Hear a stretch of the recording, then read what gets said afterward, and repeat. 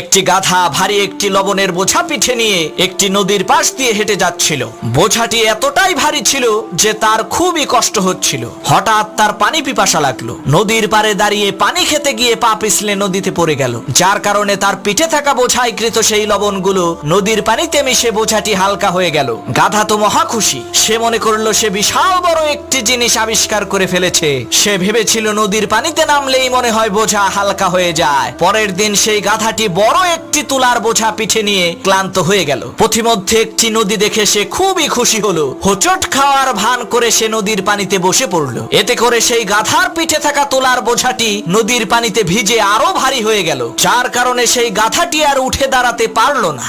ওই গাধার মতো কিছু পাপী আছে যারা নিজেদেরকে ওই গাধার মতোই বহুত বড় জ্ঞানী আর বুদ্ধিমান মনে করে, কিন্তু কয়েকদিন পরে এমন ধরা খায় উঠে দাঁড়ানোর আর শক্তি থাকে না।